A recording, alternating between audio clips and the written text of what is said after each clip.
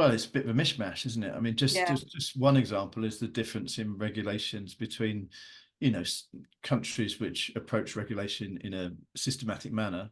We have the UK and the USA, and USA products have to be pre-authorized, so they have to submit plans of what they want to sell and everything, and then the FDA, Food and Drug Administration, will look through the application and decide whether they're allowed to sell it or not.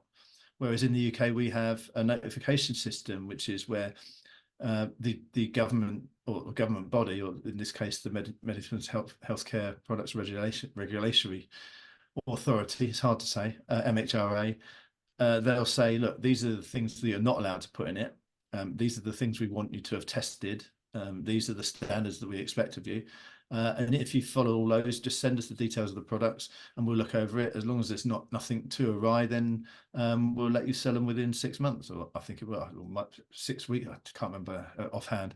But so one is saying, the UK is saying, look, you have to get over this bar and then it's fine. Whereas the USA is saying, we want to look at every single thing and we're going to check over every single one of these products. Not good to say we know these products are okay, but just tell us what's in them. It's two different things. But then you've got other countries where it's just all over the place. Some of them don't have anything. A lot of African countries have no regulations at all. And you've got other places where they just don't like the sound of it and they ban them. I mean, Brazil banned vaping products in 2011. I mean, no one knew anything about them then. Now we do know a lot more about them. But what we have seen is in some of the Asian countries and some of the Latin American countries, they're starting to revisit this and saying that maybe we were a bit quick off the mark with that. And you do have countries that are now thinking, if we regulate them, we can tax them.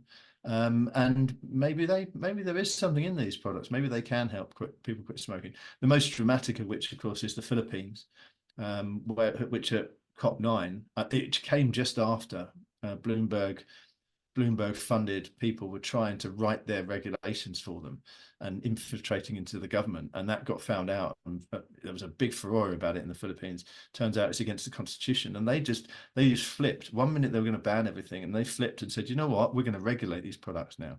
And they've continued to be going down that path. And at COP10, they made a country statement saying we believe in harm reduction, and that's why we're going to regulate these products as consumer products, because we think they can help people quit smoking. So there's lots of different approaches, but when governments look at it properly, they accept, like, even though it's a bad process in the US and they're holding up thousands of products in this regulatory limbo, they do accept as a principle that vaping is less harmful than smoking. They just have concerns about you vaping and they want to put some barriers up. But yeah, so some of the smaller countries are coming around to the idea. There are some that are just digging their heels in, and some countries that are going the other way. But it is a mishmash. But hopefully over time they'll realise that these products can integrate into a tobacco control strategy and use lower nicotine products to get people off smoking, which is where the harm is, obviously.